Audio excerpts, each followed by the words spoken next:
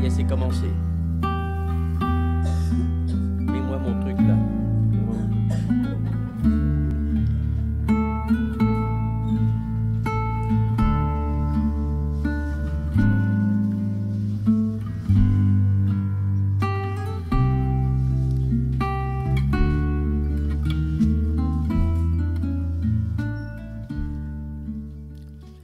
Bonjour à tous et bonjour à tous nos internautes. Nous avons ce matin un beau soleil. On est content. Après la pluie, vient le soleil.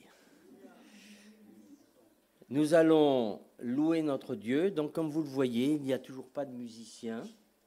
Ils sont en vacances, les autres équipes sont en vacances. Ce matin, il y a encore plus de gens qui sont en vacances.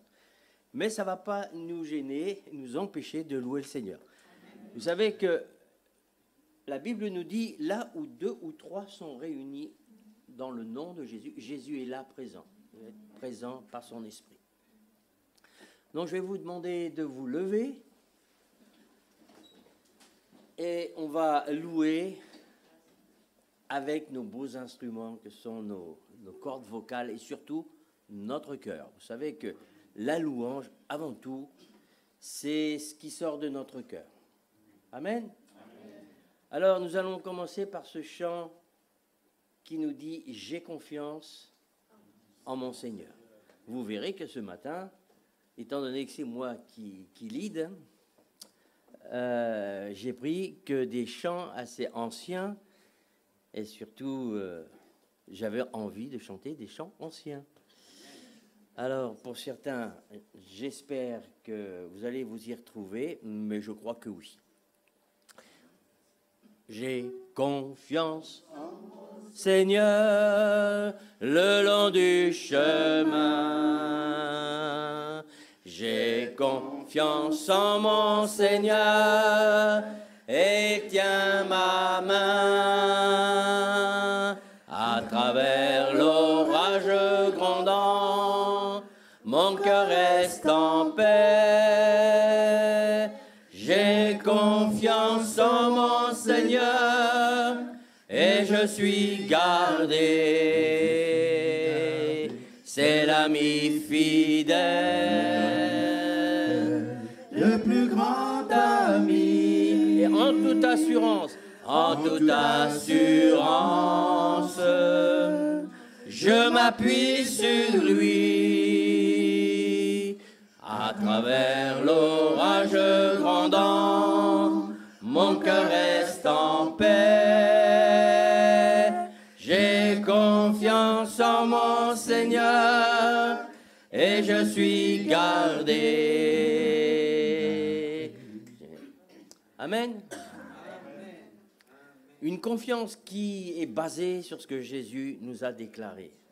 Il sera avec nous tous les jours jusqu'à la fin du monde. Dans les bons moments, dans les mauvais moments, Covid ou pas Covid, de la pluie ou le soleil, il est toujours avec nous. Amen. On rechante ce chant et on va lui exprimer notre confiance à 100%. Peut-être êtes-vous dans des situations difficiles. Eh bien, c'est justement dans les situations difficiles que nous devons nous reposer sur le roc. Je vous rappelle, à vous tous qui êtes enfants de Dieu, que Jésus nous parle qu'il est le roc et que malgré la tempête, si les éléments déchaînés vont sur ce roc, eh bien, votre vie va tenir le coup. Sinon, vous êtes un château de cartes qui va s'écrouler. Mais on va lui dire qu'on a confiance en Jésus qui est la parole. Amen. J'ai confiance en mon Seigneur le long du chemin. J'ai confiance en mon Seigneur et il tient ma main. À travers l'orage grondant, mon cœur reste en paix. J'ai confiance en mon Seigneur et je suis gardé. C'est l'ami fidèle, le plus grand ami. en toute assurance. Je m'appuie sur lui, à travers l'orage grondant, mon cœur reste en paix. J'ai confiance en mon Seigneur et je suis gardé.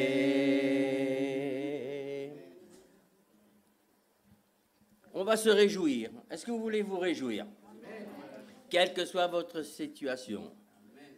Je veux me réjouir, non pas dans ce qui est difficile dans ma vie, mais je veux me réjouir de ce que je suis, enfant de Dieu, que Christ est avec moi tous les jours, qu'il habite en moi. Amen. Jeunes et vieux se réjouiront ensemble, les jeunes filles danseront de joie. La la la la la la la la la la la la la la. Je changerai leur deuil en allégresse et je les consolerai. Je leur donnerai la joie au lieu du chagrin. Je leur donnerai la joie, je leur donnerai la joie. Au lieu du chagrin, je leur donnerai la joie. Jeunes et vieux se réjouiront ensemble, les jeunes filles danseront de joie. La la la la la la la la la la. La la la la la la la la la. Je changerai leur deuil en allégresse et je les consolerai. Je leur donnerai la joie au lieu du chagrin. Je leur donnerai la joie. Je leur donnerai la joie. Au lieu du chagrin, je leur donnerai la joie. Jeunes et vieux se réjouiront ensemble, les jeunes filles danseront de joie. La la la la la la la la la la la la la la la la. Je changerai leur deuil en allégresse et je les consolerai. Je leur donnerai la joie au lieu du chagrin. Je leur donnerai la joie. Je leur donnerai la joie au lieu du chagrin. Je leur donnerai la joie. Alors, on va le continuer dans ce sens. On va avec des cris de joie. Alors, vous avez le droit de crier si vous dites que vous criez, hein, quelle que soit votre situation, quelle que soit votre situation, on va crier de joie. Ma bouche te chantera. Il y a quelque chose que Dieu aime tout particulièrement, c'est lorsque nous sommes dans des situations où c'est pas tellement réjouissant, eh bien, on décide de se réjouir en quoi? Pas dans la situation, mais en lui. Amen. Alors, on va chanter ce chant qui dit « Avec des cris de joie, ma bouche te chantera. » Avec des cris de joie, ma bouche te chantera. J'élèverai mes mains et te célébrerai. Avec des cris de joie, ma bouche te chantera. J'élèverai mes mains et te célébrerai. Oh Dieu, tu es mon Dieu. Oh Dieu, tu es mon Dieu. Mon âme te recherche. Mon âme te recherche. Et soupire après toi sur la terre desséchée. Avec des cris de joie, ma bouche te chantera. J'élèverai mes mains et te célébrerai. Avec des cris de joie, ma bouche te chantera. Je lèverai mes mains et te célébrerai. Lorsque je pense à Lorsque je pense à toi, esselé sur ma couche, esselé sur ma couche, je médite sur toi, l'éveil de la nuit. Avec des cris de joie, ma bouche te chantera, je lèverai mes mains et te célébrerai. Avec des cris de joie, ma bouche te chantera, je lèverai mes mains et te célébrerai. J'aime te contempler, J'aime te contempler, quand dans ton sanctuaire, dans ton sanctuaire, ta gloire resplendit, ta puissance se révèle. Avec des cris de joie, ma bouche te chantera, j'élèverai mes mains et te célébrerai. Avec des cris de joie, ma bouche te chantera, j'élèverai mes mains et te célébrerai. Amen. Oui, Seigneur, nous voulons vraiment te célébrer, Seigneur. Malgré les situations, malgré les circonstances, malgré le climat, Seigneur, qu'il fasse beau, chaud, froid ou quoi que ce soit, Seigneur, nous voulons vraiment te célébrer parce que tu es le Dieu puissant, le Dieu qui vit en chacun de nous, Seigneur. Nous te disons merci. Merci pour ta présence dans nos vies, Seigneur. Merci pour le changement que tu as fait dans nos cœurs, Seigneur. Parce que si tu es le Dieu du changement, Seigneur. Alors change toutes choses, Seigneur, dans le nom puissant de ton Fils Jésus-Christ. Que ça soit vraiment pour ta gloire, Seigneur. Nous voulons vraiment te servir, t'adorer, te louer, t'élever, t'honorer, Seigneur. Parce que tu en es digne. Amen. Merci, Seigneur. Amen. Merci pour la vie que tu nous as donnée. Sois béni dans le nom puissant de Jésus-Christ. Amen. Ce chant nous dit que de régner en nous. Règne en moi. Est-ce que vous voulez que Jésus règne en vous? Et que ce ne soit pas les situations qui règnent en vous. Parce que si Jésus règne en nous réellement, par son esprit, quelle que soit la situation, il y a la paix, la joie, l'amour. Sinon, eh bien, on perd la paix, on perd la joie, on perd tout, quoi. Donc, on va demander vraiment ce matin à tout à chacun que le Saint-Esprit puisse faire quelque chose dans vos cœurs, qu'il puisse régner.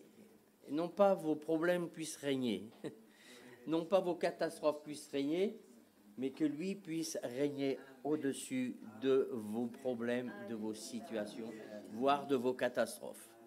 Amen. On est tous ensemble.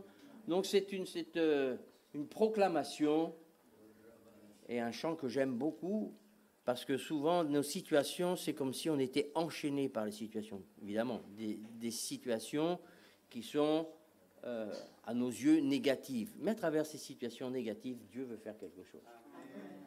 Libre de nos chaînes, nous marchons vers toi. Ta main souveraine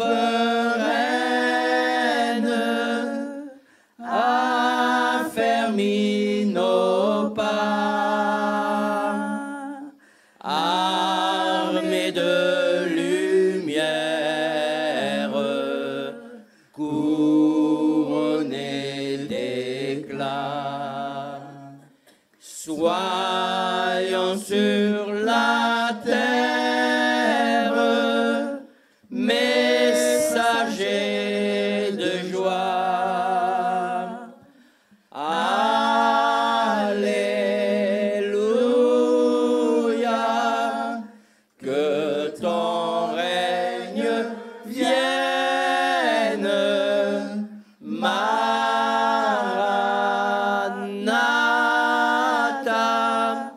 Viens Jésus, règne en moi, proclamant sa grâce au creux de la nuit.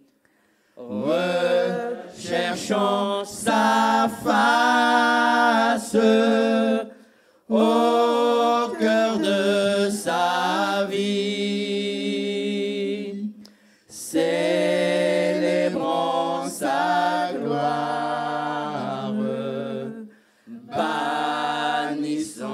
la peur. Chantons sa victoire.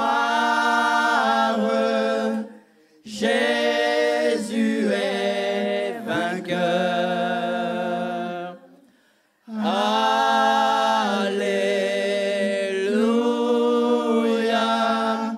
Que ton règne vienne. Maranatha.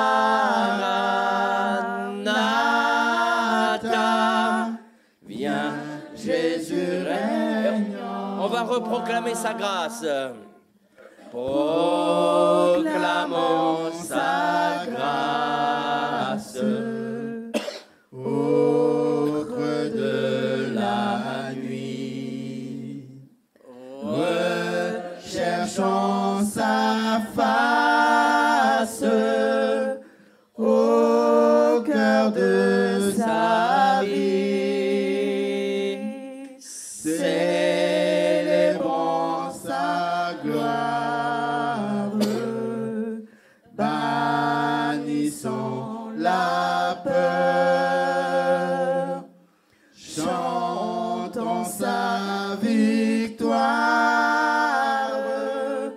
Jésus est vainqueur. Alléluia. Alléluia.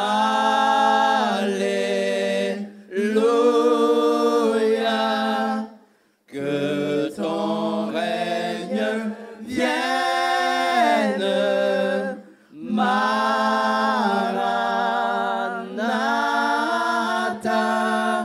Viens, Jésus règne en moi.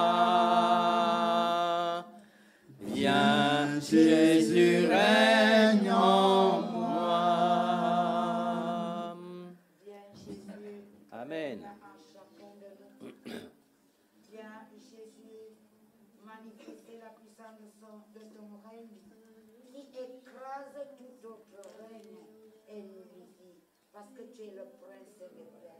Tu nous donnes la paix plus que le monde nous la donne.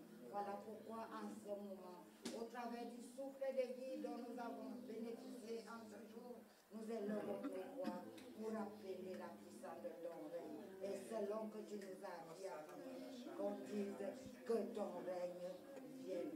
Viens donc, Seigneur Jésus, règne à chacun de nous et ouvre nos oreilles de la tête et celles de l'esprit afin qu'on sorte d'ici en ce jour, quels que soient les fardeaux que nous avons à porter, qu'on rentre déjà délivré, libéré, déchargé. C'est dans ton puissant nom que nous venons de prier. Amen. Amen. Je tends les mains vers le roi qui vient. Je veux chanter. Mon Créateur. Tu es le seul qui règne sur mon cœur. Reprends, je tends les mains. Je tends les mains. Vers le roi qui vient. Je veux chanter. Mon Créateur. Tu es le seul qui règne sur mon cœur. Et je n'aurai pas d'autre Dieu. Tu seras mon seul trésor. Esprit du Dieu Tout-Puissant, c'est toi que mon cœur désire. À toi, Seigneur, j'offrirai mon sacrifice.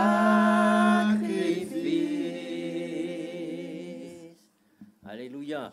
Seigneur, nous voulons t'offrir ce matin nos vies, nos cœurs.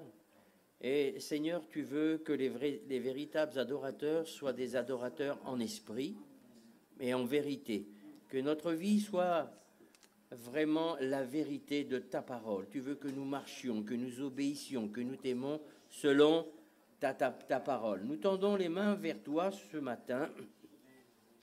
Nous voulons te chanter, nous rappeler que toi seul es digne de régner dans nos cœurs. Nous ne voulons aucun autre Dieu. Seigneur, qu'en ces instants, tu puisses nous apprendre, nous révéler, peut-être des choses qui ont pris des places qu'ils n'auraient jamais dû prendre. Parce que, Seigneur, nous venons de chanter et je n'aurai pas d'autre Dieu. Tu seras mon seul trésor, Esprit du Dieu Tout-Puissant. C'est toi que mon cœur désire et je t'offrirai mon sacrifice. Seigneur, tu reçois les sacrifices de cœur qui sont dans la vérité, des cœurs qui sont pleins d'affection et pleins d'amour pour toi. Alors, Seigneur, reçois agréablement ce matin tous ces chants, toutes ces paroles qui sont sorties des cœurs de tes rachetés. Et, Seigneur, que ton cœur de Père puisse se réjouir encore ce matin. Alors, on va chanter une dernière fois ce chant. OK? Une dernière fois ce chant. Je tends les mains, vers le roi qui vient, je veux chanter, mon Créateur, le seul qui règne sur mon cœur. Je n'aurai pas d'autre Dieu. Tu seras mon seul trésor, Esprit du Dieu Tout-Puissant. C'est toi que mon cœur désire. À toi, Seigneur, j'offrirai mon sacrifice. Amen. Voilà, on va pouvoir s'asseoir.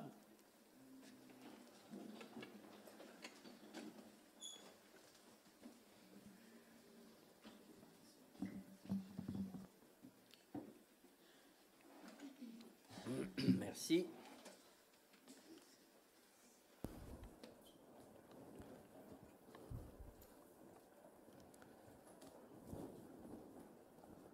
Un, deux, oui, ça fonctionne.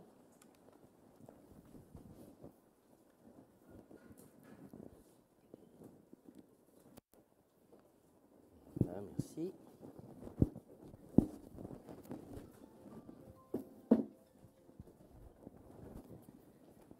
Bien. Alors bonjour à ceux qui viennent d'arriver. Bon, la louange est terminée. Et 10h25, oui. On a un petit peu d'avance. Vous allez bien? Oui, au moins il y en a un qui va bien, c'est bon. Bien. En tout cas, moi je vais bien.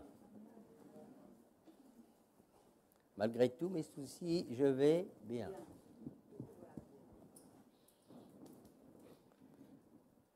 Que le Seigneur puisse régner dans nos cœurs. Alors, vous savez que le problème, souvent, c'est nos têtes. Hein, donc, il faut aligner vraiment nos têtes à la parole de Dieu et croire ce que dit la parole de Dieu. Je vois que les enfants montent, c'est bien. Vous avez vu, c'est vraiment plus que restreint ce matin. Mais ça, c'est normal. Hein. Mais ça nous fait drôle quand même. En tous les cas, le Seigneur, lui, ça l'embête pas du tout. Hein. La présence de Dieu ne dépend pas du nombre. La présence de Dieu dépend de notre foi, de notre cœur. Alors, nous allons faire comme d'habitude l'accueil. Donc, on va accueillir une chère sœur là, qui s'appelle Clara. Alors, pour ceux qui ne la connaissent pas, lève-toi, Clara. C'était son anniversaire, donc on va lui souhaiter son anniversaire après. Tu peux te lever, Clara, s'il te plaît. Et puis, tu fais juste ça avec ton masque, on voit ton petit visage. Là. Voilà, de l'autre côté. Voilà, les internautes te voient. Donc c'est la sœur de Missa. Voilà, c'est la sœur de Missa. Donc elle a été un instrument pour amener Missa à l'évangile. C'est ça. Hein. Donc elle habite en Belgique. Et je crois que Dieu a quelque chose en réserve pour toi ce matin. Vous savez que Jésus il est capable de faire pour une personne. Il est dit que quand il voit une brebis et qui est égarée, je ne dis pas que tu es égaré, attention, hein, mais la Bible nous dit quand il y a une brebis qui est égarée, il va tout faire pour aller la chercher. Mais quelquefois, Dieu est capable de faire des choses extraordinaires pour une seule personne. Ça ne dépend pas du nombre. Il faut qu'on enlève ça de notre tête. Ce n'est pas parce qu'il n'y a pas beaucoup de monde que Dieu n'est pas là. Heureusement, parce que quand vous êtes tout seul, comment vous faites? Bien, alors, bon accueil, on va lui souhaiter son anniversaire à Clara. Hein, on lui a souhaité hier soir, on va lui ressouhaiter, là, l'église lui met. On se lève, comme d'habitude, hein, on honore notre sœur. Donc, comme je le rappelle, elle est en Belgique. Et c'est son anniversaire. Donc, joyeux anniversaire, Clara. Joyeux anniversaire, Clara. Joyeux anniversaire, Clara. Joyeux anniversaire. Et que Dieu te bénisse, Clara.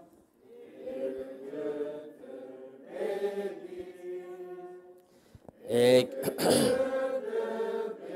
bénisse Clara, et que Dieu te bénisse.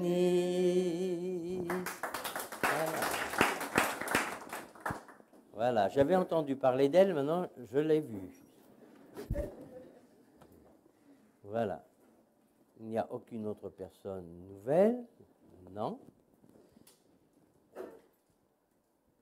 Ah, mon ami me rappelle quelque chose que j'oublie. Ça, c'est pour les dîmes et les offrandes. Donc, merci, Hicham. Les anniversaires, c'est fait. Les enfants sont partis. Il y en a un, je voulais lui souhaiter son anniversaire. C'est Andy, il est monté. Andy, joyeux anniversaire, Andy. Mais c'est dans 2 jours, 3 jours. La librairie, Annick, c'est toi qui es en charge de la librairie? Non? Non. Bah, écoutez, hein, si la libraire, oui, voilà, la libraire est en vacances. Je ne sais pas. Si vraiment vous voulez un livre, oui, vous demandez à Martine. Vas-y, vas-y mon frère. Père Céleste, on te dit merci Seigneur pour cette journée. Et merci Seigneur pour ta présence parmi nous. Et merci Seigneur pour tous les dîmes et les offrandes Seigneur. Et merci Seigneur pour toutes les personnes qui sont présentes Seigneur. Même les personnes Seigneur qui sont parties aux vacances Seigneur, interviens constamment Seigneur vers eux. Tu peux avoir la paix dans leur cœur Seigneur. Tu seras à leur côté dans l'allée et le retour. Mais à toi l'honneur, à toi la gloire, Père, on te met cette matinée entre tes mains Seigneur. Qu'on peut avoir la paix dans nos cœurs, qu'on peut recevoir ta parole dans nos cœurs, Seigneur. Et merci, Seigneur, pour toutes choses qu'on est en train de faire, tu as déjà fait au nom de Jésus. Amen. Amen. Merci, Hicham. Donc, d'autres annonces, les dîmes, la librairie. Vous avez plein de vêtements à côté. Même si ce n'est pas pour vous, des gens que vous connaissez, prenez. C'est le dernier dimanche. Nous allons en prendre tout le reste et nous allons l'emmener chez les Roms dans la semaine, ou je ne sais pas. En tous les cas, il y a beaucoup de belles affaires. Mesdames, il y a des belles chaussures, même des chaussures à talons que vous ne pourrez pas mettre. On a rigolé avec ça vendredi. Des talons comme ça. Je dis, mais comment? Je sais à qui elles appartiennent, ces chaussures. Elles appartiennent à Léa. Je dis, mais tu arrives à marcher avec ça? Bah, rien n'est trop haut quand on est petit. Hein.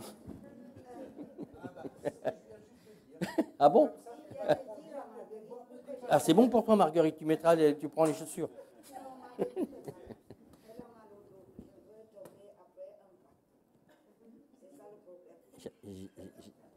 Bien. Donc, prenez les vêtements. Si vous connaissez des personnes, je trouve qu'il y a des beaux vêtements pour les enfants, tout cela. C'est dommage d'acheter des vêtements alors qu'il y en a. C'est pas de la fripe, hein, ils sont repassés. C'est des gens qui ont fait leurs armoires, ils ont apporté ça. Donc, si vous connaissez des personnes, prenez pour ces personnes. Puis le reste, eh ben, je l'emmènerai. Parce que là, c'est vraiment un vrai magasin. Il y en a déjà la moitié de partie. Ceci dit, je crois que j'ai tout dit au niveau des annonces. Donc, comme d'habitude, oui, je vais le dire. Comme d'habitude, le mardi, réunion à 20h ici. Le vendredi, toujours réunion ici pour l'étude biblique. Donc, quel que soit le nombre, eh bien, nous continuons les réunions. Et donc, je rappelle que je serai là pendant tout le mois d'août. Je serai là pour le mardi, je serai là pour le vendredi, je serai là pour le dimanche. Étant donné que la famille Lupeau, toute la famille Lupeau est partie en vacances. Voilà, moi, je vais à Limay-Plage. Voilà. Et puis, si vous avez besoin de me contacter, faites-le. Ou besoin d'un entretien, faites-le. Ça ne change pas, c'est toujours pareil. Évitez la nuit. C'est comme mon ami Saïd qui me raconte qu'à 1h15 du matin, on lui téléphone. Ça n'a rien à voir, mais voilà, sans gêne, à 1h30 du matin. Allô? Même si c'est pour en plus, c'est pour des broutilles. Mais en tous les cas, sachez qu'à moins que vous êtes mal, très mal, si c'est la nuit, je viens. Mais, tant qu'à faire, c'est tous les jours, mais dans la journée.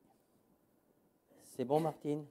Donc, on t'a nommé pour, au cas si une personne voulait un livre, voilà. T'étais pas là, non. Ok. Je vais enlever ma veste. J'ai trop chaud.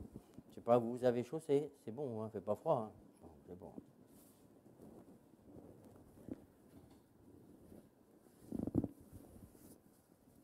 J'étais censé venir en vélo, mais il y a une âme charitable qui est venue me chercher.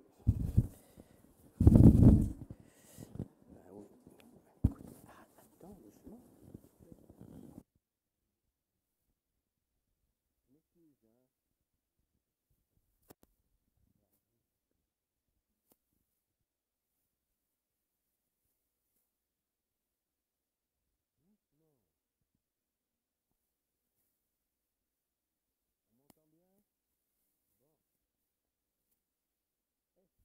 Est-ce que vous avez du temps pour lire la Bible?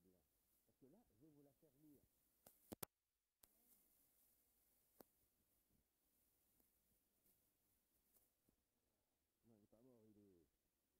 mort, il est... Voilà, parce qu'on a tiré dessus et ça a coupé. Donc, est-ce que vous aimez lire la Bible? Ben, si vous n'aimez pas lire la Bible, vous allez être mal ce matin, parce que c'est une prédication où il y a un grand passage de la parole de Dieu que l'on va lire. C'est un passage que l'on connaît, que vous connaissez, mais à travers ce passage, j'en ai fait un titre, et ce titre, c'est dans mes problèmes, dans mes soucis, mais qu'est-ce que Dieu fait?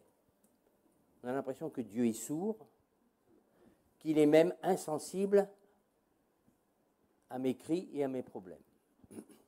Alors, personne n'osera dire que oui, moi je fais partie de cela, mais je crois qu'à des moments bien précis de notre vie, nous faisons partie, nous le disons tellement fort de l'intérieur que les autres ne l'entendent pas, Mais en tous les cas, Dieu l'entend, et le diable aussi.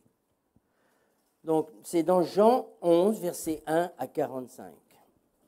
Alors, vous voyez, il y a 45 versets. Mais il faut lire tout.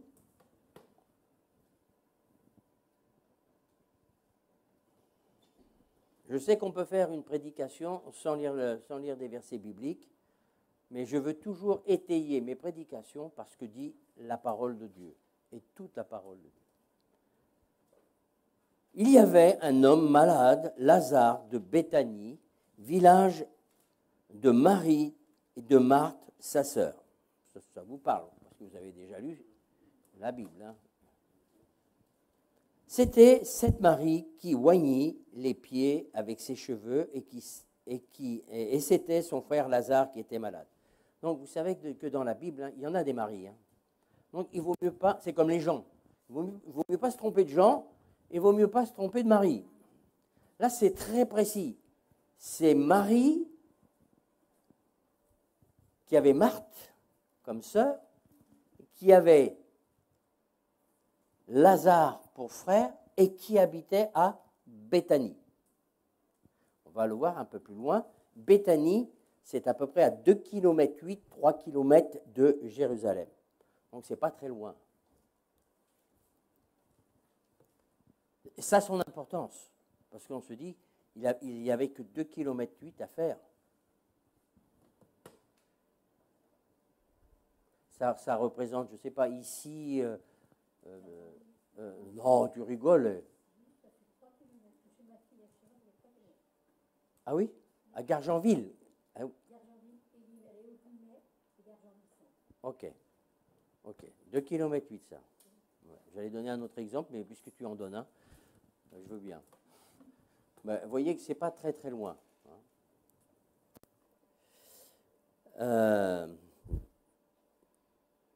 C'était cette Marie qui oignit de parfum le Seigneur et qui lui essuya les pieds avec ses cheveux, et c'était son frère Lazare qui était malade.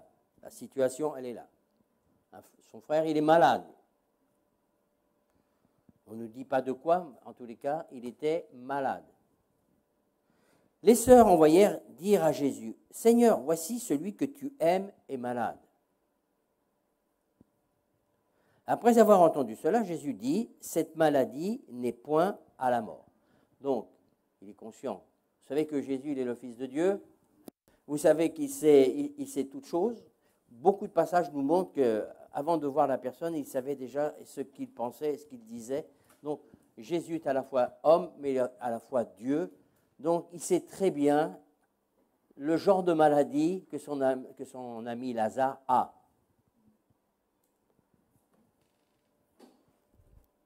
Mais il va dire, c'est une maladie qui n'amène pas à la mort. Mais quoi? Mais qu'elle est pour la gloire de Dieu, afin que le Fils de l'homme soit glorifié par elle. Retenez bien ce verset, parce qu'on pourrait dire, ben Jésus, il était à côté de la plaque, il est en train de dire que cette maladie n'amène pas à la mort, et pourtant, Lazare va mourir. On décortique là pour vous montrer qu'on peut connaître la Bible et quelquefois, il y a des passages que nous, on les lit comme ça. Et c'est pour ça qu'il vaut mieux bien connaître la parole de Dieu, parce que les gens qui vont contredire l'Évangile vont vous dire l'Évangile se contredit. Oui? Qu'il y a des erreurs dans la Bible. Là, si vous lisez ça littéralement, et que vous allez jusqu'à la fin, vous allez dire, mais Jésus, attends, mais... Il faut bien comprendre. La lettre, c'est la lettre, et l'esprit de la lettre, c'est autre chose. Donc, en tous les cas, il dit, cette maladie n'est point à la mort, mais elle est pour la gloire de Dieu. Donc, Jésus, c'est l'événement, il sait les événements qui vont suivre, et il dit que cela a été permis par Dieu afin que la gloire de Dieu soit manifestée et que Jésus soit reconnu comme le Messie. Afin que le Fils de Dieu soit glorifié par lui. Vous voyez, c'est presque une étude biblique que je vous fais ce matin. Hein. Et vous voyez, il n'y a pas de... il n'y a pas comment dirais-je, de nom précis. Souvent on dit c'est une prédication, mais dans les prédications, je peux amener un enseignement. Hein. Oui. Ce n'est pas les mots qui sont importants, c'est de comprendre les Écritures et qu'est-ce que l'on peut retirer de ce passage et qu'est-ce que Dieu veut nous apprendre, qu'est-ce que Jésus veut nous apprendre dans cette histoire. On est tous, c'est bon, on a accroché, on continue. Or Jésus aimait Marthe et sa sœur et Lazare. Lors donc qu'il eut appris que Lazare était malade, il resta 2 jours encore. Je ferai les commentaires plus tard. Et il dit ensuite aux disciples, retournons en Judée. Les disciples lui dirent, mais Rabbi, les Juifs t'ont récemment cherché à te lapider et tu retournes en Judée. Ils balisent pour Jésus, ils balisent pour eux aussi. Hein. Jésus répondit, il n'y a pas 12 heures au jour, n'a-t-il pas 12 heures au jour? Si quelqu'un marche pendant le jour, il ne bronche point, parce qu'il voit la lumière de ce monde. Mais si quelqu'un marche pendant la nuit, il bronche, parce que la lumière n'est pas en lui. Je ne développerai pas cet aspect-là. Après ces paroles, il leur dit, Lazare, mon ami, dort, mais je vais le réveiller. Donc là, il passe à une étape supérieure. Il dit, en fin de compte, Lazare dort, je vais aller le réveiller. Alors, Jésus emploie ces mots-là, donc les disciples ne sont quand même pas idiots. Hein. Quand on parle de dormir, on sait ce que c'est que dormir. Hein. Il y a une différence entre mourir et dormir quand même. Hein. Les disciples lui dirent, Seigneur, s'il dort, ben, il sera guéri. Si tu vas le guérir, comme ils ont vu maintes et maintes fois.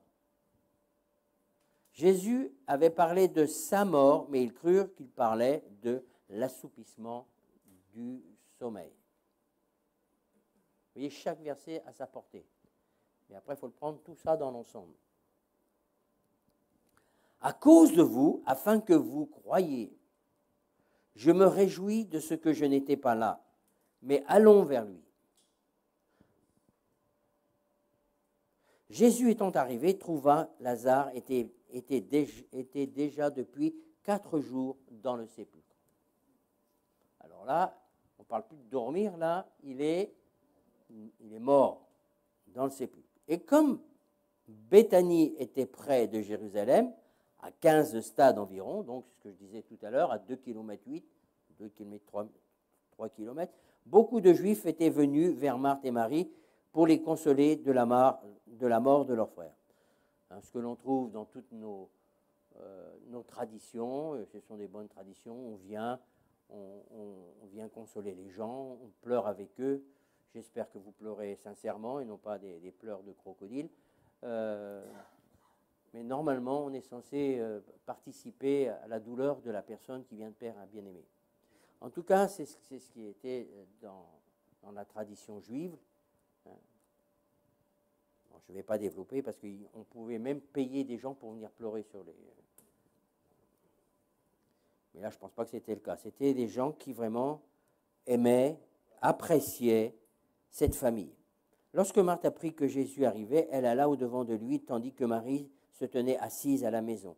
Marthe dit à Jésus, « Seigneur, si tu avais été ici, mon frère ne serait pas mort. » Donc on voit déjà la foi de cette Marthe, que si Jésus est là, connaissant l'amour de Jésus pour Lazare,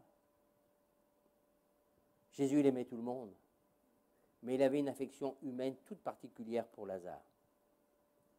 Vous le verrez tout à l'heure dans le texte, il est dit « et Jésus pleura ». C'est le seul endroit où on stipule « et Jésus pleura ». Jésus était à la fois Dieu, mais il était à la fois homme. Et donc, il avait une amitié toute particulière pour ce Lazare. Marthe dit à Jésus, « Seigneur, si tu avais été ici, mon frère ne serait pas mort. Mais maintenant même, je sais que tout ce que tu demanderas à Dieu, Dieu te l'accordera. » Jésus lui dit, « Ton frère ressuscitera. » Je sais Et lui répondit Marthe. Alors, il faut bien se mettre dans le contexte juif de l'époque. Vous êtes de la culture chrétienne, même si c'est de loin, où on parle de la résurrection. Mais pour les Juifs, pour beaucoup, il n'y avait pas de résurrection, mais pour beaucoup, il y avait la résurrection. Déjà, à cette époque, il y a ceux qui croyaient à la résurrection et d'autres qui ne croyaient pas à la résurrection. Donc Marie va lui dire, mais oui, je sais qu'il va y avoir une résurrection, la résurrection de la fin des temps. Ce n'est pas nouveau, ce n'est pas dans le Nouveau Testament, c'est dans l'Ancien Testament également. Je ne vais pas développer. Je peux avoir un amen ou pas un amen, vous êtes d'accord avec ça? Ok? Non pas parce qu'il faut dire amen, ça veut dire que vous êtes d'accord avec ce que je dis, parce que si je dis des bêtises, ne dites pas amen. Hein? Oui, merci. Donc, je sais, répondit Marc, qu'il ressuscitera à la résurrection au dernier jour. Oui, c'est écrit. Jésus lui dit, je suis la résurrection et la vie, celui qui croit en moi vivra même s'il meurt. Et quiconque vit et croit en moi ne mourra jamais. Crois-tu cela? Elle lui dit, oui Seigneur, je crois que tu es, voyez, confession, je crois que tu es quoi? Le Messie, que tu es le Christ, le Fils de Dieu qui devait venir dans le monde. Donc elle reconnaît Jésus comme étant le Messie. Elle ne croit pas n'importe quoi, elle croit que Jésus est bien le Messie qui doit venir, le Fils de Dieu. Elle ne pouvait pas croire que Jésus est mort sur la croix, puisque ce n'était pas encore fait. Mais ils savent que le Messie doit, Ésaïe 53, que tous les chrétiens connaissent, que le Messie devait mourir sur la croix pour nos péchés. Donc elle croit qui est Jésus, ce qu'il est, qu'il est le Fils de Dieu, ce qu'il fait et ce qu'il va enseigner. Donc, ce n'est pas n'importe quel croyant, parce que je dis toujours, Satan lui-même, il croit en Jésus, les démons croient en Jésus, mais ils s'opposent à Jésus, ils ne veulent surtout pas obéir à Jésus. Donc, croire dans le sens, ce que disent les Écritures du Messie. Il faut que ça soit très clair, parce que avant, j'avais du mal ça remonte, même aujourd'hui, il y a des gens qui disent, mais moi, je crois en Jésus. Oui, ils croient en Jésus en tant que personne qui a existé, mais en fin de compte, il ne croit pas réellement ces aspects que je viens de vous donner, qu'il est réellement le Messie, qu'il est le Fils de Dieu, qu'il est ressuscité, et que tout ce qu'il a dit est la vérité. Et donc, si on croit ces choses-là, on va marcher selon ce que Jésus nous dit. Amen. Donc, si vous êtes de cela, eh bien, Jésus dit, je suis la résurrection et la vie. Il est la résurrection. Celui qui croit en moi, même s'il meurt, donc là dans le cas, même s'il meurt, vivra. C'est une folie, parce que normalement quand on est mort, on est mort. Là, il parle donc de la vie éternelle, mais dans le cas là, il dit je suis la résurrection, et qu'il est capable de ressusciter Lazare qui est là dans le tombeau depuis combien 4 jours. Ça ne devait pas sentir bon, parce que nous sommes tous identiques. Elle lui dit, oh oui Seigneur, je crois que tu es le Christ, le Fils de Dieu qui devait venir dans le monde. Ayant ainsi parlé, elle s'en alla, puis elle appelle secrètement Marie, sa sœur, et lui dit, le Maître est ici et il te demande. Dès que Marie eut entendu, elle se leva promptement, elle alla vers lui, car Jésus n'était pas encore entré dans le village, mais il était dans le lieu où Marthe l'avait rencontré. Donc, Marie, elle a été à sa rencontre, donc ce n'est pas à Béthanie même, c'est avant. Elle a été à sa rencontre. C'est un détail, oui, c'est un détail qui a son importance.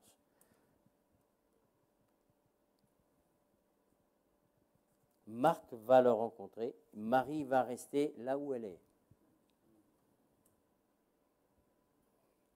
Il y a une raison.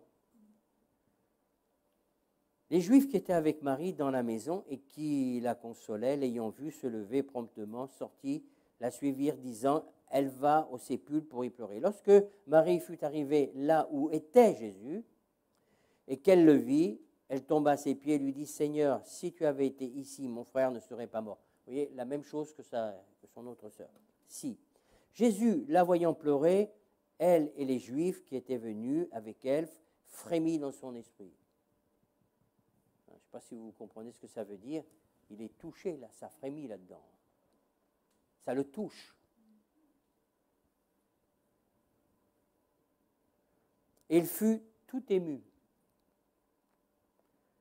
Et il dit, où l'avez-vous mis? Seigneur, lui répondirent-ils, viens et vois.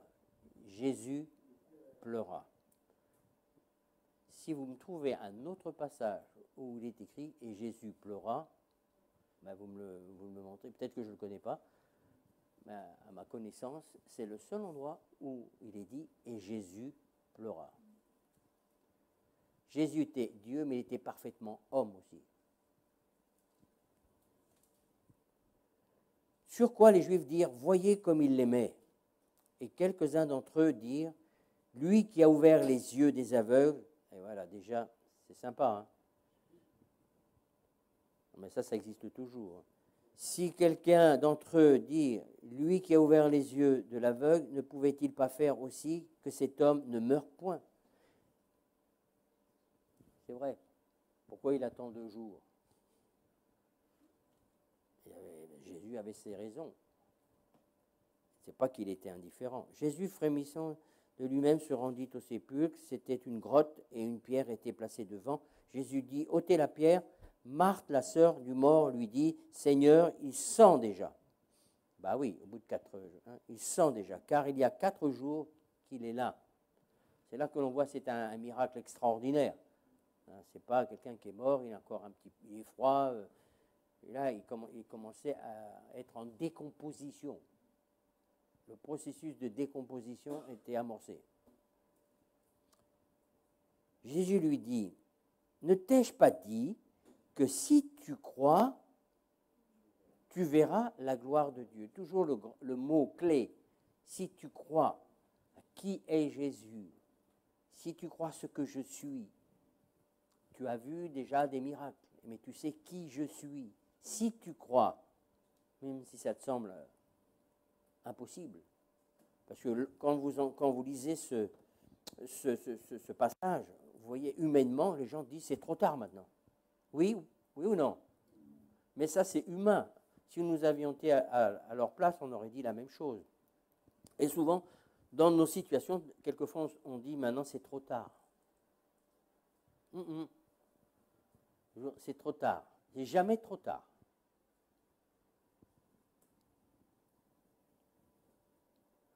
Jésus lui dit, ne t'ai-je pas dit que si tu crois, tu verras la gloire de Dieu? Ils ôtèrent donc la pierre, et Jésus leva les yeux en haut et dit, Père, je te rends grâce de ce que tu m'as exaucé. Pour moi, je sais que tu m'exauces toujours. Il dit pour moi, en tous les cas, je sais que tu m'exauces toujours. Parce qu'entre le Père et le Fils, Jésus ne faisait que les œuvres que son Père lui disait de faire. Il aurait pu faire bien plein d'autres œuvres, mais il ne faisait que les œuvres que son Père. Ils étaient en osmose. Il y a des choses qu'il a faites, des choses qu'il n'a pas faites, mais il ne faisait que ce que son Père lui disait de faire. Ça nous semble un peu, pas bizarre, mais on a un peu du mal à comprendre. Dieu est Dieu et il fait comme il veut avec qui il veut. Pour moi, je sais que tu m'exauces toujours, mais j'ai parlé à cause de la foule qui m'entoure afin qu'ils croient que c'est toi qui m'as envoyé. Donc, en fin de compte, nous voyons que comment dirais-je,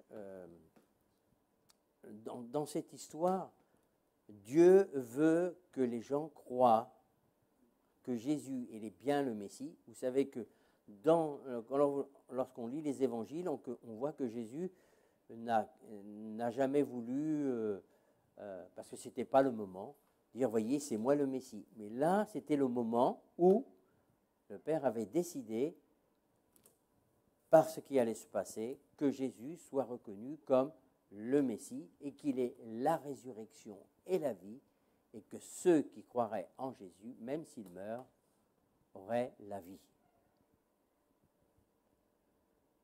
Ayant dit cela, elle cria d'une voix forte, « Lazare, sors !» Il n'a pas fait une prière de 15 kilomètres. Hein. Il n'a pas dit grand-chose. Il a dit simplement, il a donné un ordre. Là, c'était le moment. Quand c'est le moment, c'est le moment. Il a dit, Lazare, sors. Il n'y a pas plus de description. Et le mort sortit, les pieds et les mains liés de bandes et le visage enveloppé d'un linge. Jésus leur dit, déliez-le et laissez-le aller. Pour ne pas oublier ce détail, quand on enterrait des morts, là en l'occurrence c'était dans un caveau, comme Jésus a été mis, on roulait la pierre, mais on mettait le mort sur une pierre et on l'enveloppait dans des bandelettes et on mettait un linge sur son visage. Amen. Et le mort va ressusciter, la pierre, on va rouler la pierre et le mort, il va sortir. Et Jésus va leur dire, dernier verset 44, il leur demande d'enlever le linge, déliez-le et laissez-le aller. Oui. Plusieurs des Juifs qui étaient venus avec Marie et qui virent ce que fit Jésus, crurent en lui. Il dit plusieurs, ça ne veut pas dire que tout le monde en cru. Hein. Même avec ça, même avec des choses extraordinaires, des fois on se dit, là les gens sont obligés de croire, ah ben non, détrompez-vous. Même là, il est dit plusieurs, ce n'est pas la totalité. Donc, je vais développer maintenant. Quand nous lisons ce passage, dans un premier temps, on se dit, mais c'est vrai, Jésus, quand même, quand tu apprends la nouvelle, tu aurais pu te presser un petit peu plus, quoi. Jésus, c'était l'ami intime de Lazare. C'est là que, humainement, on ne comprend pas. Et s'il y avait un moment où il fallait bien se hâter, c'était bien quand on vous apprend une nouvelle comme quoi quelqu'un est très malade. Oui. Hein. Et vous savez même que ça va l'amener à la mort. Imaginez, vous avez un ami ou un proche, vous savez qu'il est en phase en phase terminale, vous avez plutôt intérêt à y aller le plus vite possible, oui. Et c'est pour ça qu'on peut comprendre la réaction de Marthe et Marie. Mais à travers cela, Jésus avait donné comme déjà une approche de la réponse, à savoir c'est pour la gloire de Dieu. Mais ça, on peut l'entendre, on ne voit pas où Dieu peut être glorifié dans cette histoire. C'est pour ça que, mes amis, nous sommes confrontés à des situations qui nous dépassent bien, bien souvent. Et c'est pour ça que nous devons croire que quand Jésus dit quelque chose, il l'a bien dit. On y croit ou on n'y croit pas. En l'occurrence, ici, nous entendons Marthe et Marie qui se disent, mais est-ce que vraiment ils réalisent ce qui se passe là? Lazare, son propre ami, il est très, très, très malade. Est-ce que Jésus réalise à quel point Lazare est malade? Bien des pensées ont dû traverser la tête de Marie et de Marthe et des disciples par l'attitude de Jésus. Alors écoutez bien, ils s'attendaient à ce que Jésus réagisse autrement que ce qu'il a réagi là. Pourquoi? Parce que eux, ils avaient leur petite idée là-dessus. En tout cas, ils s'attendaient à ce que Jésus réagisse autrement, en tout cas comme eux auraient voulu qu'il réagisse. Dans le verset 4, Jésus déclare que cette maladie n'est pas à la mort, mais elle est pour la gloire de Dieu, afin que le Fils de Dieu soit glorifié. Je me répète. Jésus savait d'avance que cette situation, apparemment catastrophique, allait être utilisée pour qu'il soit glorifié, reconnu comme Messie. Je l'ai dit. Verset 6. Il reste volontairement 2 jours. Je dis bien volontairement. Parce que lui connaît la fin. Il reste volontairement 2 jours. Verset 7. Et quand c'est le moment, il dit, partons. Avec ses disciples.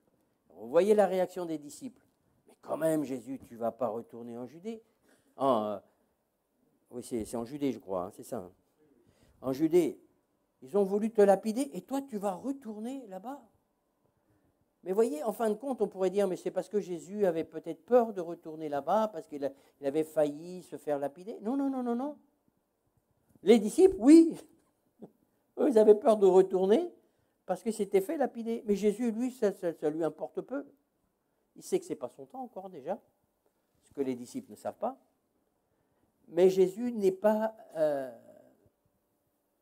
sa manière de faire n'est pas dépendant de ce que les hommes vont lui faire ou ne pas lui faire, ou dire ou ne pas dire.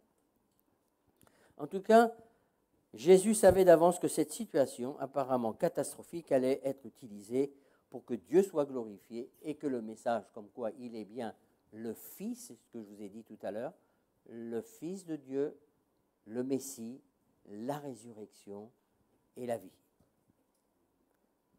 Souvent, nous nous demandons pourquoi Dieu, dans nos situations, n'est pas intervenu de suite. Vous allez vous reconnaître et je me reconnais dedans. On se dit, mais pourquoi Dieu fait...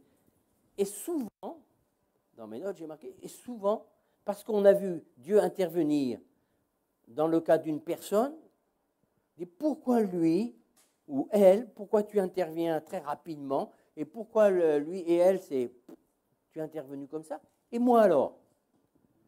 On a l'impression que Dieu est sourd, et puis qu'il aurait même des chouchous apparemment. Non, non, non, non.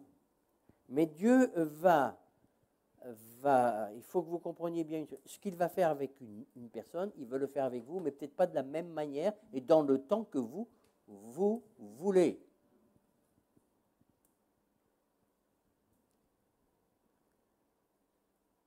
On pourrait dire, mais 2,8 km, il n'en avait pas quand même pour longtemps pour aller voir son ami qui est en train de mourir. Non, non, parce qu'il y avait un but dans cette situation. Savez-vous que dans vos buts, dans ce que vous souffrez, et des fois c'est long, hein, c'est très long, on se demande ce que Dieu fait. Est-ce que tu es sourd? Pourquoi lui, j'entends des témoignages que lui c'était comme ça, et moi alors? Mais Dieu veut vous apprendre quelque chose.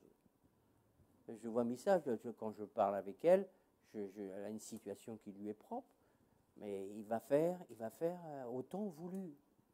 Mais entre-temps, dans ce temps-là, Dieu veut faire une œuvre en nous. Dieu veut faire une œuvre en nous. Je sais qu'il y a des gens qui parlent de la foi comme si Dieu était obligé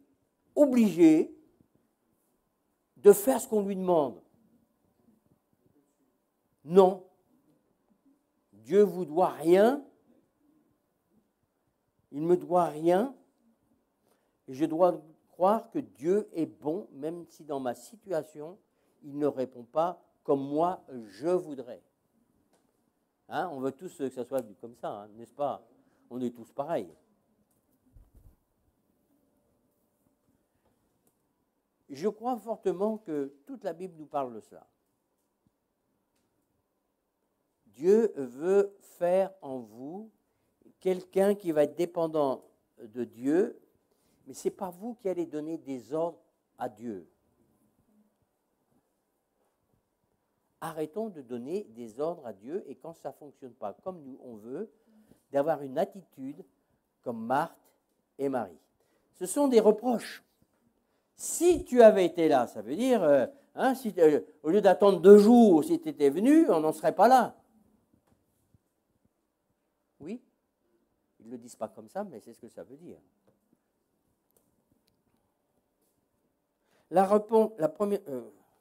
Dieu veut nous apprendre, mes amis, à voir plus loin que nos circonstances défavorables, voire catastrophiques, qui nous semblent sans issue. Dieu nous teste dans nos réactions. Je ne sais pas si vous êtes au courant. Parce que vous, je dis toujours, quand je dis Dieu nous teste, lui sait bien qui nous sommes. Le problème, c'est que nous ne savons pas qui nous sommes face à l'adversité. Donc, ce sont des tests pour que vous compreniez où vous en êtes réellement par rapport à votre marche avec Dieu et quelle est réellement votre foi à ce moment-là. Vous m'entendez bien là? Parce qu'on pourrait dire, ben non, Dieu, il est méchant. Hein? Non, non, non, non, non, non. Il sait qui vous êtes, exactement où vous en êtes. Et Dieu se sert des choses difficiles pour nous transformer de l'intérieur.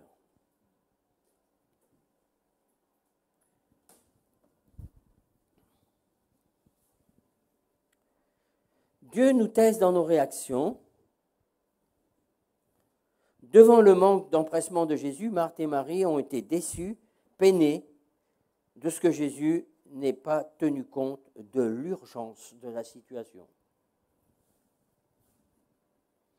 Voire du désespoir qui était en eux. Parce qu'ils avaient vu Jésus ressusciter, ils avaient vu Jésus guérir, et ils ont besoin de Jésus. Jésus c'est ton propre ami qui est là. Eh bien non, lui, il va pas se presser, il va attendre le moment.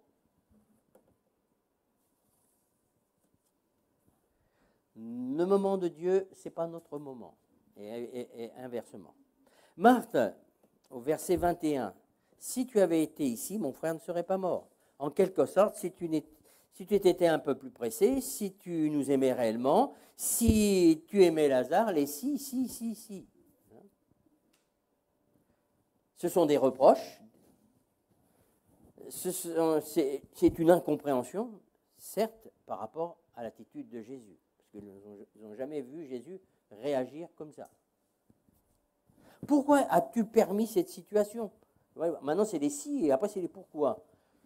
Pourquoi as-tu permis cette situation? Pourquoi as-tu permis que je vive cette situation? Et si tu étais intervenu, ça ne serait pas passé comme ça. Oui, mais qu'est-ce que Dieu veut faire dans cette situation? Pourquoi as-tu permis cette situation? Nous pouvons nous reconnaître nous-mêmes dans ces situations. Nous avions fait même des rêves. Des rêves, vous ne savez pas des rêves. On a des rêves dans notre vie. Hein. Vous avez des, comment dirais-je, même spirituels, on a des rêves, je ne sais pas si vous êtes au courant. Hein. Des aspirations, voilà. Des aspirations. Et on voit ces aspirations ne pas aboutir.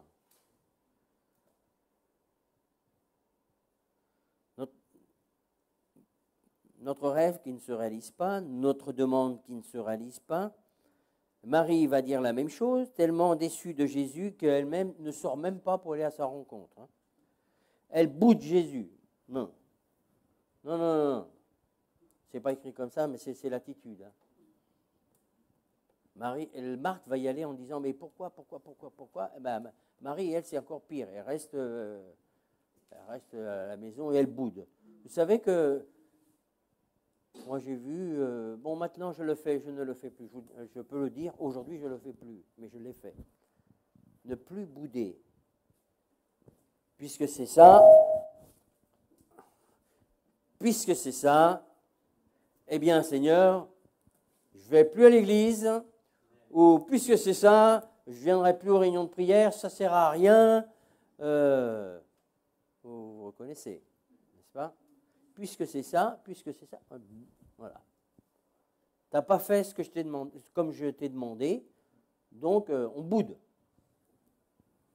On n'est pas content après Dieu. Pas content après lui. Son rêve de famille venait d'être enseveli. Bien évidemment, son rêve avec son frère, le rêve de famille, tout est tombé à l'eau. Mais Dieu voit plus loin que ça. Hein. Parce que Il est évident que Jésus ne fait jamais rien sans raison. Est-ce que vous voulez bien retenir ça? Dieu ne fait rien sans raison. Il y a des situations. Alors je voudrais que vous m'écoutiez bien. Il y a des situations que nous traversons où on est responsable en rien. Allô? Il y a des situations où on est responsable en rien. Et pourtant, on doit les traverser. Et c'est là qu'il faut comprendre que dans cette situation-là, Dieu a un plan pour toi. Mais il y a une autre situation, je rentre dans le concret pour le monde chrétien, mais aussi pour le monde non chrétien. Mais le monde non chrétien, il faut déjà qu'il reçoive Jésus pour marcher selon les principes de Dieu. Il y a des gens qui demandent des comptes à Dieu alors que ce qu'ils vivent, c'est la conséquence de leur folie, de leur manque de sagesse, d'avoir fonctionné comme ils voulaient bien, et après, il y a des gros problèmes. Et après, ils demandent des comptes à Dieu, pourquoi il m'arrive ceci, pourquoi il m'arrive cela. Là, je crois que si vous m'entendez sur Internet et même ici, la première des choses que nous devons faire, c'est nous demander pardon à Dieu. C'est le résultat de ma folie, de mon manque de sagesse. J'ai fait comme bon me semblait. Chacun faisait ce qui lui semblait bon. Mais ce qui te semble bon n'est pas toujours bon. Il y a deux choses. Là, on est en train de... Mais dans les deux situations, Dieu veut nous parler et nous transformer.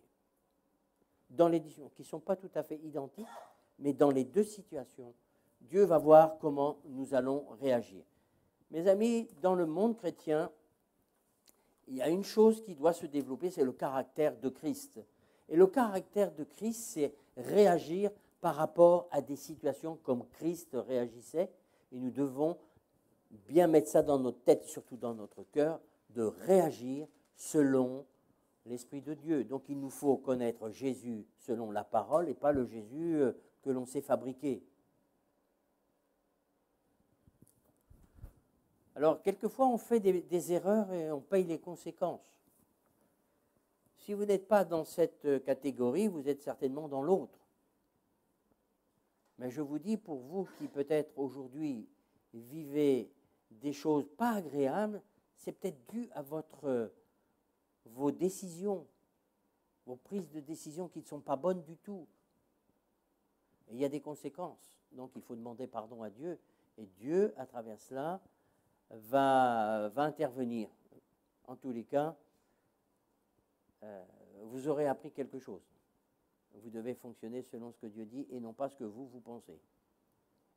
Deuxième cas, c'est le cas de Marthe et de Marie. Pourquoi il nous arrive ça? Mais pourquoi on doit vivre ça?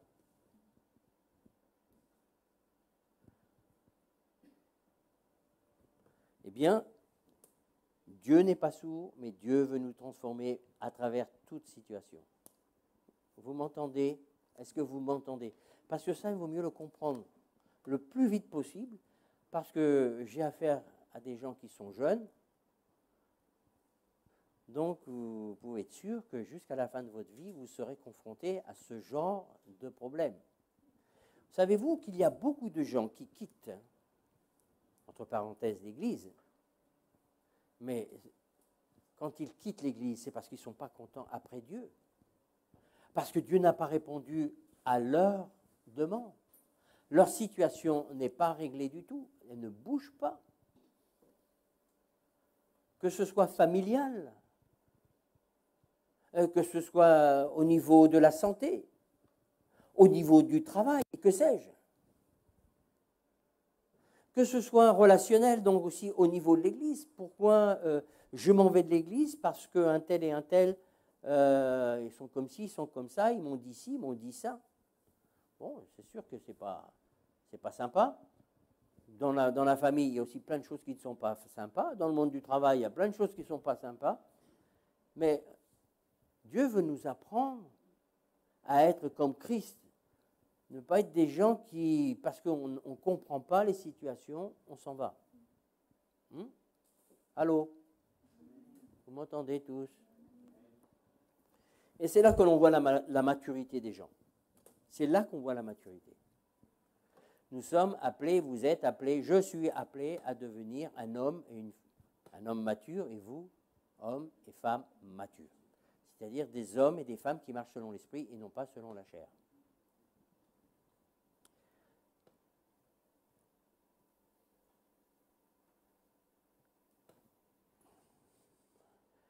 Donc la première chose dont j'ai dit qu'il est évident que Jésus ne fait jamais rien sans raison, la première c'était d'obéir au plan de son Père, pas son plan à lui. Il ne faisait que ce que le Père lui disait de faire, au moment qu'il lui disait. Ça vous semble bizarre, ça, hein? C'est pour ça aussi, j'en profite, ça me vient comme ça dans ma tête, il y a des gens qui reçoivent un appel. Et quand ils ont un appel de Dieu, pouf, ils foncent tout de suite. Vous savez qu'il y a un temps entre l'appel de Dieu et le temps où Dieu veut que vous rentriez dans votre appel.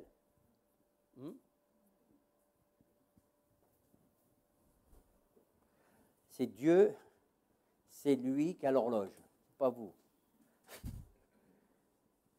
En tous les cas, là, c'est le premier point. Jésus lui-même, il voulait obéir au plan de son Père dans cette situation bien précise, avec un but final. Parce qu'il y a toujours un but dans l'obéissance.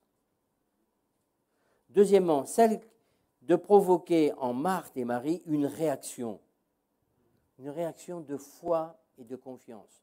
On voit qu'ils ont foi en Jésus, mais que cette foi, franchement, là, elle est plus qu'atteinte. Hein. Allô? Si je demande ici, est-ce que vous avez la foi? Tout le monde va me dire oui. Et vous avez raison. Sinon, vous ne seriez pas là.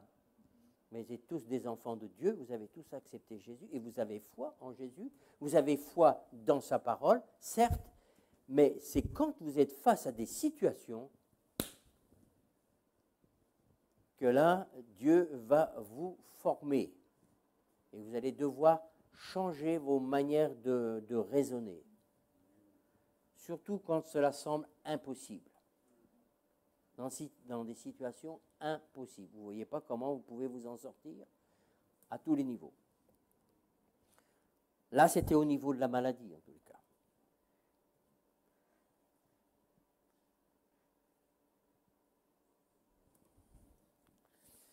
Vous êtes-vous déjà trouvé dans une situation d'une telle urgence où vous souhaitez voir Dieu intervenir rapidement?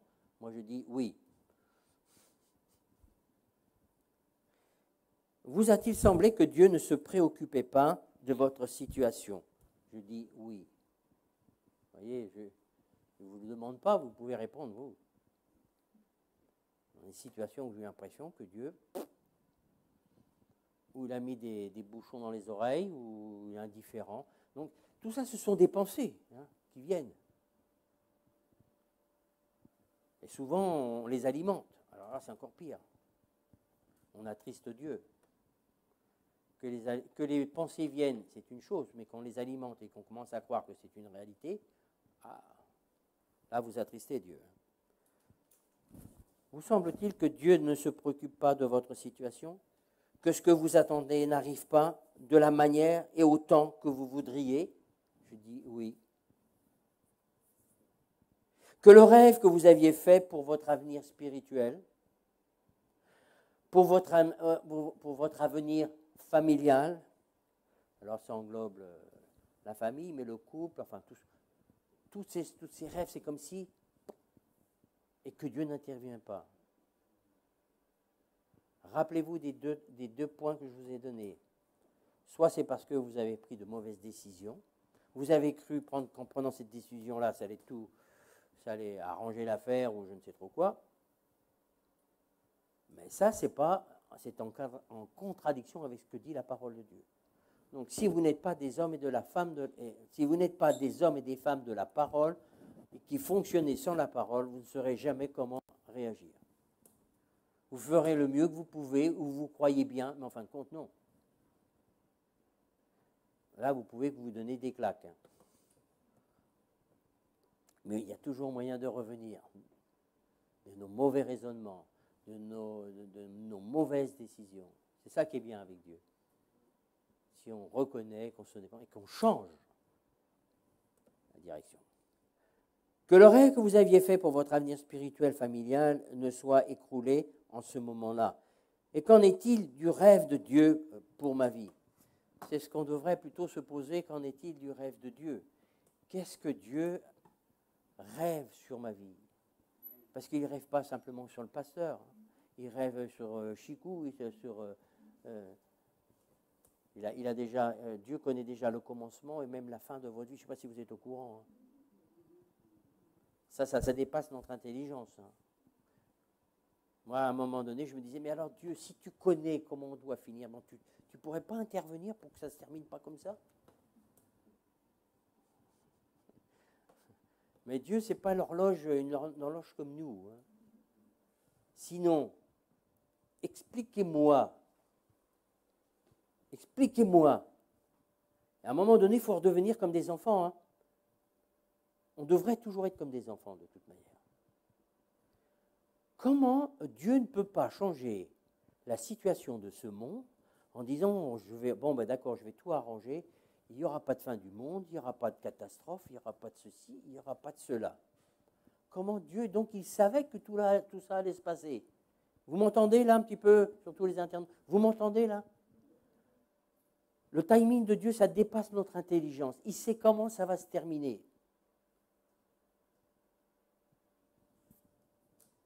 Mais nous, on pense que c'est un Dieu qui va venir pour... Non, il sait déjà. C'est pas qu'il a dit, tiens, tu seras comme ça, tu seras un mauvais, toi tu seras un comme ça, toi tu seras un rétrograde, toi tu seras ceci. Mais il sait comment ça va se terminer. Mais nous ne sommes pas des marionnettes, les amis. Nous ne sommes pas des marionnettes. Dieu nous laisse le choix. Moi, je veux rentrer dans le plan de Dieu jusqu'à la fin. Jusqu'à la fin. Je veux ressembler à Jésus parce que c'est pour ça que j'ai été sauvé. Je suis sauvé pour devenir le fils d'adoption que Dieu a rêvé. Que je ressemble de plus en plus à Jésus. Que tu ressembles de plus en plus à Jésus. C'est ça qu'il veut. Nous ne sommes pas sauvés pour occuper une chaise à l'église. C'est bien de venir à l'église. C'est bien. Déjà, c'est un commandement. Mais souvent, on ne voit que le commandement. Mais c'est pour notre bien. Si Dieu veut que le corps se réunisse, comme on le fait là, c'est parce que ce n'est pas moi qui ai décidé ça. C'est Jésus qui a décidé ça. Je vous en supplie, ne faites pas vos petites salades. Avec les oui, mais...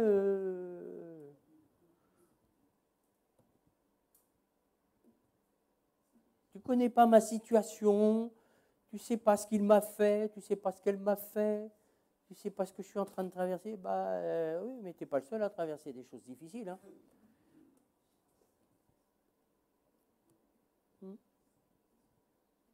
C'est comme ça que vous allez grandir. Le but de Dieu, il a un rêve sur vos vies. Dieu a un rêve sur chacun d'entre vous. Je ne sais pas si vous le savez, mais on peut le savoir avec sa tête, mais ce n'est pas une réalité. Dieu a des plans, il a un rêve, quelles que soient les situations. Nous sommes alors, comme Marie et Marthe, déçus, attristés. Je pourrais vous donner mille et un exemples, comme quoi je suis déçu par ça. Déçu, attristé, froissé. Froissé, vous savez ce que ça veut dire, froissé? Des gens qui par leurs attitudes, leurs paroles. Alors on est en froid avec Dieu, et puis après on est en froid avec l'Église. Alors j'ai marqué dans ma note là, en froid avec le pasteur, si le pasteur il avait fait ci, si le pasteur il s'était déplacé, si le pasteur non, si, le pasteur il a le dos large aussi. Mais vous comprenez, même si vous avez un pasteur qui n'est pas, je ne parle pas que de moi, je parle de tous les pasteurs, hein, mais en l'occurrence ici, si vous n'avez pas un pasteur qui est parfait, ne faites pas comme certains, c'est la faute du pasteur. Même si c'est la faute du pasteur, ta situation elle est comme ça, tu ne dois pas avoir une réaction comme ça. Vous m'entendez? Est-ce que vous m'entendez? Sinon, on ne tiendrait plus dans cette église. En temps normal, déjà, maintenant c'est juste, mais je dis toujours, c'est 3 églises comme ça qu'il me faudrait. Donc ça en a fait des frustrés, ça en a fait des gens qui sont partis pour X raisons.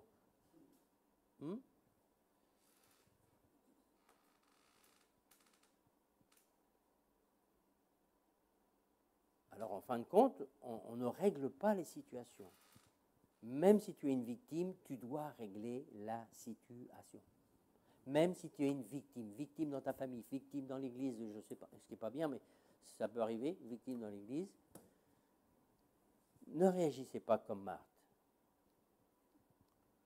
On ne dit rien avec la bouche, mais dans la tête et dans le cœur, je ne vous dis pas, ça fuse. Ça fuse, mais Dieu entend tout. C'est des paroles d'accusation. Et pourquoi tu n'interviens pas? Pourquoi je dois vivre ça? Pourquoi?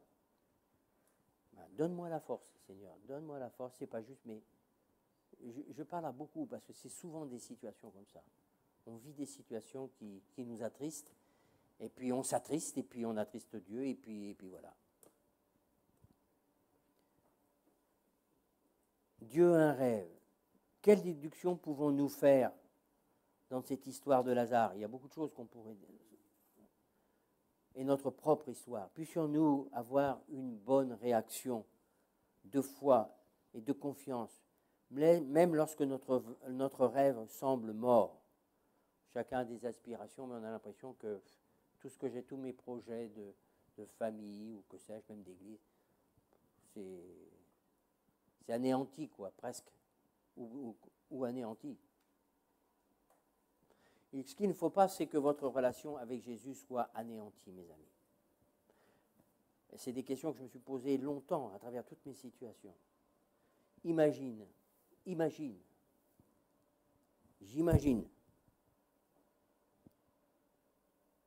J'ai mes enfants, bon, j'en dirai pas plus. Ma propre femme, mon église. Ce n'est que déception, ce n'est que rejet, ce n'est que...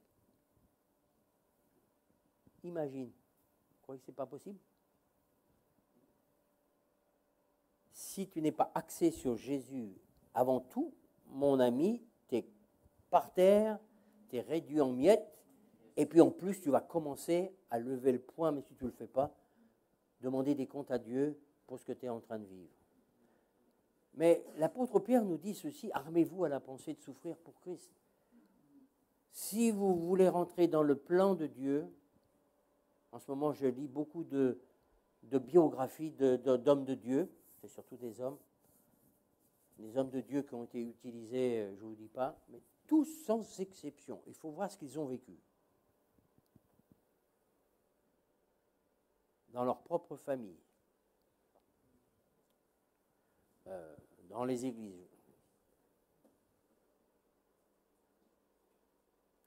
À travers tout ça, nous devons savoir où on en est avec Dieu. Est-ce que Dieu, tu seras mon seul trésor? C'est facile de le dire.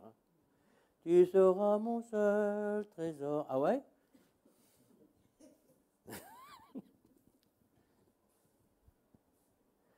On n'est pas là pour jouer, pour démontrer quelque chose. On doit regarder à l'intérieur. Et si on voit qu'on n'en est pas à ce point-là, il faut avoir l'humilité de dire à Dieu, là j'ai encore de la marge à faire, mais j'ai une décision, je veux, quelle que soit ma situation, être de ceux qui ne vont pas toujours te dire, et pourquoi, et si, et c'est si long, et pourquoi tu permets que... C'est la parole que j'ai donnée dimanche dernier. On peut demander les pourquoi à Dieu, qu'on ne comprend pas. Mais il y a une manière de dire pourquoi. Si ça peut être un pourquoi, en demandant des comptes à Dieu. On ne comprend pas tout. Je ne vais pas dire certaines paroles parce que ça touche ma famille, mais moi j'ai des pourquoi qui n'ont toujours pas de résonance jusqu'à aujourd'hui. Et bien d'autres choses. Pourquoi, Seigneur, j'en suis encore là. Pourquoi je dois vivre encore ça? Alors j'arrête de me dire des pourquoi. Quand le pourquoi arrive, je le rejette parce que quelque part, c'est... Écoute, dépêche-toi quand même, hein? Oui? Vous vous reconnaissez? Allons, allons.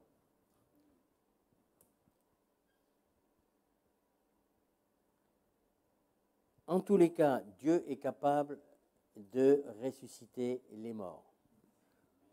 Dieu est capable de ressusciter ton rêve.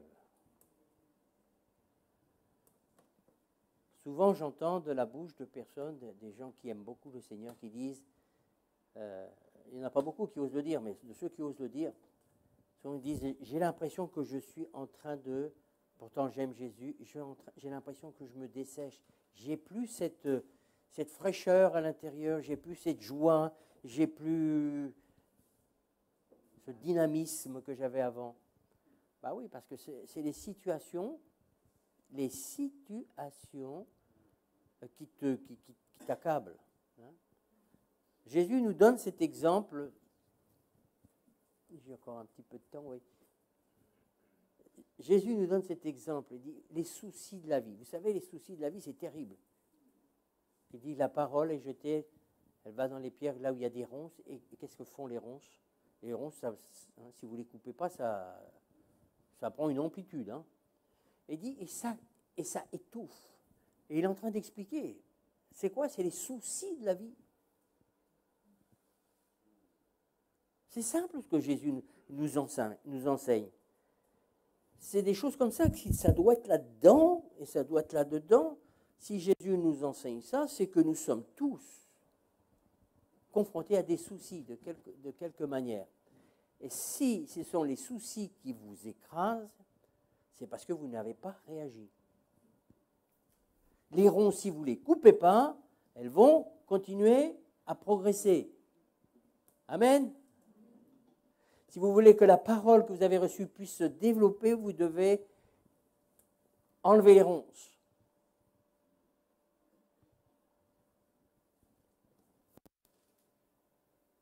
Dieu n'a pas changé. Il peut encore utiliser nos situations, nos catastrophes, nos rêves brisés, nos cœurs brisés pour nous changer dans la manière de vivre ces choses avec foi, la vraie foi. Or, la foi est une ferme assurance. Souvent, notre assurance, elle est un petit peu... Confiance et amener ceux qui nous côtoient à reconnaître que Jésus est le Fils de Dieu, la résurrection et la vie. Ne t'ai-je pas dit, si tu crois, tu verras la gloire de Dieu. Alors, nous ne sommes pas beaucoup. Je vais faire un appel, pas simplement parce que vous êtes malade, pas simplement parce que vous êtes à l'article de la mort, hein, mais parce que vous êtes un peu comme Lazare. C'est-à-dire, c'est comme si vous avez des bandelettes, vous êtes ficelé dans cette situation, vous êtes là, mais c'est comme si vous étiez mort. Est-ce que vous comprenez ce que j'essaye de vous dire? Amen. Donc, ce que l'on va faire, puisqu'on a du temps, et on n'est pas beaucoup, c'est super, on va pouvoir faire quelque chose qu'on n'a pas souvent le temps de faire. On va se lever, et puis, la personne qui va répondre à cet appel, quelle que soit ta situation, vous allez vous approcher là devant, et je vais faire ce que Jésus nous demande de faire. Alors ça, c'est ce matin, j'ai réalisé ça pendant que je t'attendais, Missa. À la fin, il est dit, ôtez-lui les bandes, ôtez-lui tout ce qu'il... Jésus, il est la résurrection. Mais après, il est dit quoi? Il est dit que ce n'est pas Jésus qui a enlevé les bandes. Il a dit à ses disciples, enlevez-lui les bandes. C'est exactement ce que Jésus nous a dit. Matthieu 18, 18, que je connais par cœur. Hein. Tout ce que vous délirez sur la terre sera délié dans les cieux. Mais ce n'est pas moi la résurrection. La résurrection, c'est Jésus. Et par la foi, je vais prier pour votre situation, vous qui vous sentez dans l'état où vous vous sentez. C'est comme si vous étiez comme dans un tombeau, vous êtes, même si vous n'êtes pas mort, à l'intérieur vous n'êtes plus ce que vous êtes. Et, je vais imposer les mains, et je vais ordonner que ce qui vous lie encore, mais parce que vous allez demander pardon à Jésus, et je vais prier. Il va se passer quelque chose, obligé. Amen? Oui, tu voulais dire? Toi? Ah ben, lui, il est la première, il a piouf. Hein. Alors, il y a des choses qu'on ne peut pas dire, ok? Mais on veut savoir quand même pourquoi. Vous pouvez tous vous lever, par contre. Hein. Et quand on va prier pour les personnes qui s'avancent. S'il n'y en a qu'une, il y en a qu'une. S'il y en a deux, il y en a deux. Il faut vraiment que vous soyez convaincus. Vous avez besoin que quelque chose change. Alors je vous demande vraiment de demander pardon à Dieu. Quand vous allez sortir, vous n'aurez pas plus compris ce que vous êtes en train de vivre. Vous comprenez? Toi, c'est ta situation, je la connais. Hein? Ton épouse, elle est au Maroc. C'est certainement ça, non? Hein? Et ça te ronge à l'intérieur, ça. Ah bah oui. Vous voyez? Ça le ronge. On est des êtres humains. C'est un homme de foi. Et pourtant, c'est les soucis de la vie qui vous étouffent. C'est-à-dire que vous êtes à l'église, mais vous êtes comme étouffé. Vous n'avez plus cette liberté. Moi, je ne veux pas me vanter parce que c'est l'Esprit de Dieu qui fait ça. J'ai toujours les mêmes problèmes. Et il y en a, ça dure depuis 30 ans. Et je ne vois pas la solution. Mais je ne serai plus ici. J'en ai d'autres qui se sont rajoutés. Amen. Il ne faut pas vous laisser étouffer comme ça. Jésus, il est la résurrection et la vie.